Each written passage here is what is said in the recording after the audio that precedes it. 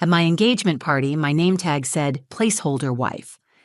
I stared at it for a few seconds, blinking as if that might somehow change the words. But no, there it was, in crisp black ink, Placeholder Wife. At first I thought maybe it was a joke, a cruel offhand prank. I looked around trying to find someone, anyone, who was also laughing nervously, but no one was. They were sipping champagne, clinking glasses, murmuring in low, polished voices. I felt like I'd stepped into someone else's life, someone who wasn't welcome there. My heart pounded, each beat echoing in my ears like a warning drum. My palms felt clammy. I rubbed them down the sides of my dress, this pale blue silk number I'd picked out weeks in advance, wanting to look elegant but not too flashy. Jace's family wasn't big on too much. I forced a smile, trying to shake it off, willing myself not to spiral. Maybe it was a mistake. Maybe it was supposed to say wife-to-be or bride-to-be or literally anything else. Then I heard her, Carla, Jace's mother. That sharp voice dipped just low enough for it to feel sneaky, but just loud enough to be caught. "We'll find him a real one soon," she whispered, the words gliding out like poisoned honey. I froze. Her sister, Jace's Aunt Marla, let out a dry chuckle. It was the kind of laugh that wasn't even trying to be subtle, the kind that stung. I was still standing near the name tag table, holding that little card like it might burn through my skin. I looked up, half hoping someone else heard it and would say something, anything, but they didn't. In fact, a couple of nearby guests chuckled too, like it was some kind of inside joke I'd been too stupid to catch on to. I wasn't just invisible, I was the punchline. My throat tightened. I swallowed hard, but it didn't help. There was a weight in my chest now, like my ribs were too tight, like I couldn't expand my lungs fully. My hands trembled as I reached for my phone, mostly just to have something to do, something to ground me. I stared at the screen, not reading a single notification. I scanned the room, trying to find Jace. There he was, by the bar, surrounded by a circle of old college friends. He was laughing, his hand resting casually on the edge of the marble counter, his suit perfectly tailored as always. He hadn't even noticed I'd come in. Part of me wanted to march over and show him the name tag, throw it in his face and ask him if this was a joke, his joke. But another part of me, the smaller, quieter part, didn't want to hear the answer. Because what if it wasn't a mistake? What if this was how they all saw me? Just a warm body filling a space until someone better came along. Someone more their kind of person. Less Maine, more Manhattan, less Liana Ray with the freckles and the rescued dog, and more someone with a double-barreled last name and a trust fund. My stomach twisted. I took a deep breath through my nose, trying to steady myself. The scent of rosewater and caviar wafted from a nearby server's tray. Everything around me was beautiful, elegant, perfect, except me, and the longer I stood there, the clearer it became. I wasn't just out of place. I was never meant to belong. But what Jace did next, that changed everything.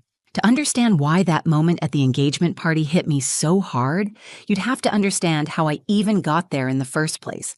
My name's Liana Ray. I grew up in a little coastal town in Maine, where people smile when they pass you on the sidewalk, and the ocean is never more than 10 minutes away.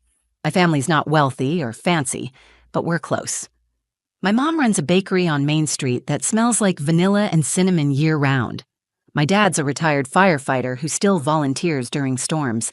And then there's my little brother Theo, wild, loud, impossible not to love. Oh, and Grandpa Joe, who basically raised me when things got rough between Mom and Dad back in the day. We're not perfect, but we're real. We show up. We speak our minds. We hug too tight. So when I met Jace, it was like meeting someone from another planet. I was working at an event design firm in Manhattan, doing table settings for a charity gala, when this tall guy in a tailored navy suit asked if I was the artist behind the floral chandelier centerpiece. His name was Jace Whitmore, finance world golden boy, polished, soft-spoken, and somehow both confident and shy at the same time. I didn't know people could be like that. We started dating a few weeks later, and for a while it was magic. Weekend trips to the Hamptons, wine tastings, spontaneous tickets to Broadway shows, It felt like I was being let into this world I'd only ever seen in movies. Jace was kind, attentive, always pulling my chair out or brushing a hand on the small of my back. He never made me feel small. Not once. At first. The first time I met his mother, Carla, was at their brownstone in the Upper East Side. She opened the door, looked me up and down, and said, "Oh, you're Liana. You're sweet." I knew what that pause meant. I was sweet, and not much else. She made little comments after that, subtle things, like suggesting I wear more neutrals instead of loud colors because they're more timeless, or offering to help me polish up my resume even though I wasn't job hunting. One time, she told me I had farm girl charm, which I'm pretty sure wasn't meant as a compliment. I always tried to let it go, because Jace wasn't like her. At least I didn't think he was. When he proposed in Central Park during a golden hour picnic with a string quartet playing in the distance, I cried, not because of the ring, it was stunning, but because I truly believed he saw me, the real me. Messy, emotional, a little chaotic sometimes, but deeply loyal, deeply in love. The weeks leading up to the engagement party were a blur of fittings, tastings, and way too many meetings with Carla about color schemes and guest lists. She insisted on hosting the party at the Westchester Country Club, said it was tradition. I didn't argue. I just wanted the day to go smoothly. Looking back now, maybe I should have asked more questions. Maybe I should have listened to the knot in my stomach that tightened every time she called me dear with that forced smile. But I wanted to believe things were getting better between us, that she was warming up to me. I told myself she just needed time. But standing there, holding that name tag at the party, I realized something brutal. She didn't need more time. She never saw me as his real future. And the scariest part? In that moment, I wasn't sure Jace did either. I kept staring at that name tag like it might disappear if I blinked hard enough. Placeholder wife. The letters felt etched into my skin, like a scar I hadn't earned but still had to wear. I could have walked out right then. Part of me wanted to. But a bigger part, maybe the more stubborn part, refused to let them see me run. So I slid the card into my clutch and pasted on the kind of smile that made my cheeks ache. As I made my way into the ballroom, I kept hearing their laughter. Not loud, not cruel, just easy. That was the worst part. It wasn't a room full of people trying to hurt me. It was a room full of people who didn't care if they did. The chandeliers sparkled above us like icicles. Waiters moved silently with trays of crab cakes and champagne. I passed groups of people in designer dresses and sharp tuxes, talking about ski trips and summer homes, not even noticing me. I was the outsider at my own celebration. And then I saw Carla. She stood near the head table, flanked by two women I didn't recognize. They were sipping rosé and pretending not to look at me, but their eyes darted over the moment I approached. Carla's smile was tight, polite, performative. She reached out and gave me an air kiss near the cheek. "You look festive," she said, eyes drifting down to my dress. "That color's certainly brave." I wanted to laugh, or scream, or throw my champagne in her face. Instead, I just muttered, "Thanks," and kept walking. I scanned the room for Jace, still by the bar, still laughing with his college friends. I stood frozen for a moment, watching him, hoping he'd look over and catch my eyes, notice something was off. But he didn't. His head tipped back in laughter, his hand resting on his friend Evan's shoulder like it was any regular Saturday night. I suddenly felt like a ghost, like I'd slipped through some invisible crack and landed in a place where I wasn't real to anyone. I walked over to my best friend, Sierra, who had flown in from Chicago to be here. She was standing with my cousin Molly and my uncle Dean. I thought maybe if I could just be around my people for a second, I'd feel tethered again. But Sierra saw it instantly. The tension in my shoulders, the way I wasn't really blinking. She leaned in and whispered, "What happened?" I didn't even try to hold back. I told her everything, about the name tag, the whisper, the laughter. Her face turned stone cold. "Are you kidding me?" she hissed. "Liana, that's not a mistake. That's deliberate." I nodded. I knew she was right, but hearing it out loud hit differently. "I don't think Jace even noticed," I said, voice shaking. "He didn't say a word. He's just over there laughing like nothing's wrong." And then I said the part that scared me the most. "I don't know if he wants to notice." Sierra gripped my arm. Then you need to make him notice. That stuck with me. All the polite ignoring, the swallowing of my voice, it had gotten me here. Invisible, disrespected, alone in a room full of people clinking glasses to our future. Something inside me snapped into place. Not anger, not sadness, just clarity. I wasn't going to let this slide. Jace didn't know what was happening. He was about to find out. And if he did know, well, that would tell me everything I needed to know. I don't remember walking to the bathroom. I just remember the way the room blurred around me, like someone had smeared Vaseline across my vision. And suddenly, I was standing in front of a marble sink, gripping the edge so tightly my knuckles went white. The bathroom was too quiet, the kind of sterile, echoing quiet that makes your thoughts feel louder. My reflection in the mirror didn't even look like me. My lipstick had faded. My hair had started to come loose. My eyes looked tired. And underneath all of that, there was this tight, pressed expression I didn't even recognize. What am I doing here? The question hit me like a gut punch. Not why did they do this, or how could Carla be so cruel? Just, why am I standing here pretending this is okay? I'd spent so long trying to fit into Jace's world, nodding politely when Carla made her little digs, changing my outfit last minute because she thought it was too loud, even switching the venue from the cozy barn I'd dreamed of to this cold, glitzy country club because she said it would be more appropriate. And I went along with all of it because I thought if I just kept showing up with love and patience, she'd eventually accept me. But acceptance isn't something you should have to earn from people who are supposed to care about you. And Jace, the man I was supposed to marry, he didn't even notice. Or worse, he did and chose to look away. I pressed a paper towel to my forehead, breathing in slow, trying not to cry. My hands were trembling again, but this time not from sadness. From something deeper, something sharper.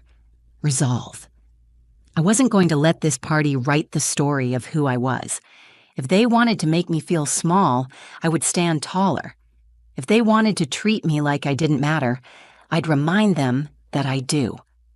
I smoothed my dress, repinned the loose strand of hair behind my ear, and stared at my reflection until my eyes steadied.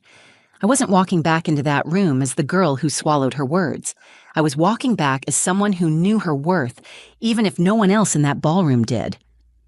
I opened the door and stepped into the hallway. The faint hum of classical music floated from the reception room.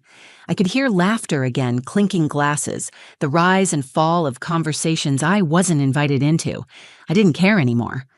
I spotted Jace standing near the center of the room now, glass of champagne in hand, talking to his uncle. A few people were already gathering around the center of the ballroom, forming a semicircle near the mic. Toasts were about to begin.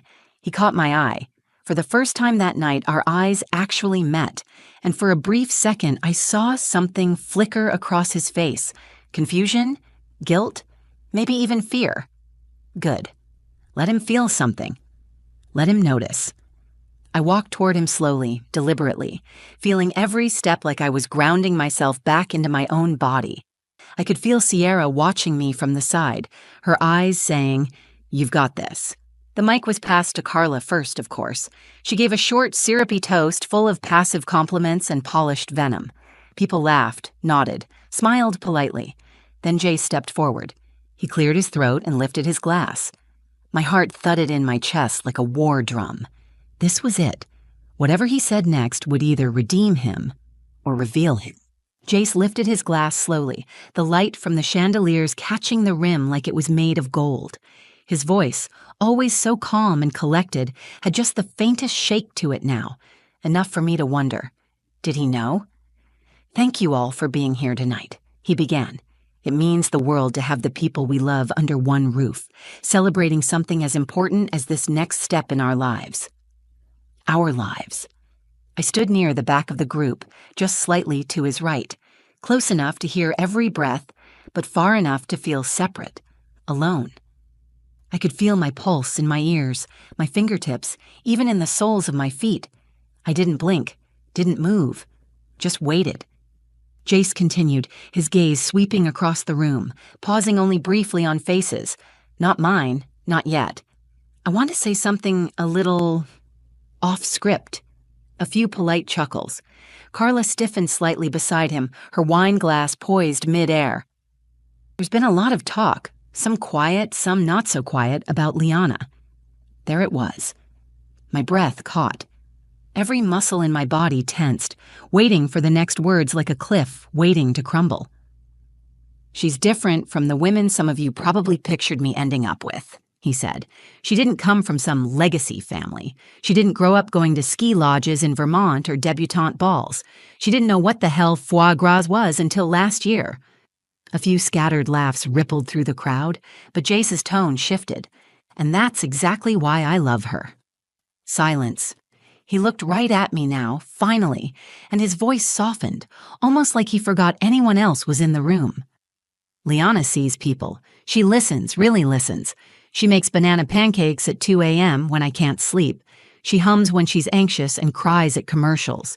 And she has this way of making everyone feel like they matter, even when they treat her like she doesn't. Someone gasped. Carla's glass clinked as she set it down too hard. Jace kept going. And I've let that slide. I've watched it happen.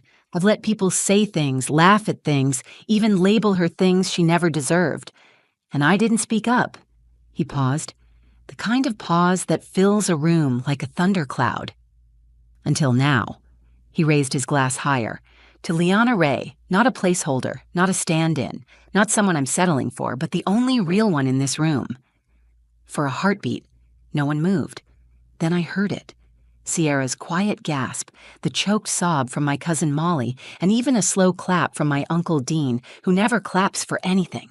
My vision blurred as the tears finally came, not from pain, not from humiliation, but from the sudden overwhelming feeling of being seen. Jace stepped toward me. The crowd parted like waves. He reached out, not with a grand flourish, but something smaller, sincere. His hand, extended palm up, waiting. "I'm sorry," he said loud enough for everyone to hear. "I should have said it sooner. I should have said it louder, but I'm saying it now." I didn't even realize I was moving until my hand was in his, and the room, this cold, elegant room, felt just a little warmer. Carla looked like she'd swallowed a lemon. I didn't care, because for the first time all night, I didn't feel like an imposter. I felt chosen, not because I fit into their world, but because someone finally chose mine. The thing about moments like that, the ones that hit like a tidal wave and knock the breath from your lungs, is that everything after feels quieter, slower, almost surreal.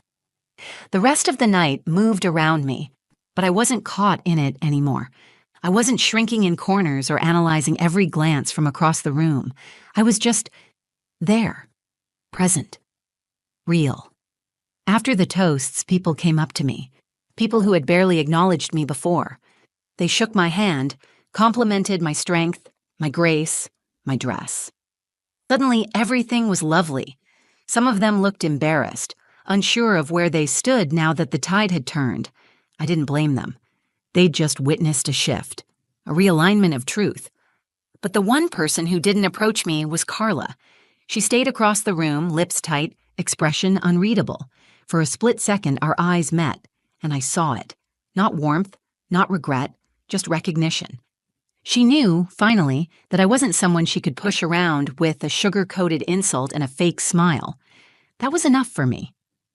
Later that night, when the guests had gone and the staff began clearing champagne flutes and floral centerpieces, Jace found me out on the terrace. The moon was out, casting silver over everything. The air smelled like roses and wet grass. He walked up slowly, as if unsure whether I'd still want to be near him. I didn't make him guess. "I meant what I said," he said quietly. "I know," I whispered. He slipped his arm around me, and I leaned in, not because I needed to, but because I wanted to, because it finally felt safe to. We didn't talk much that night. Sometimes you don't have to.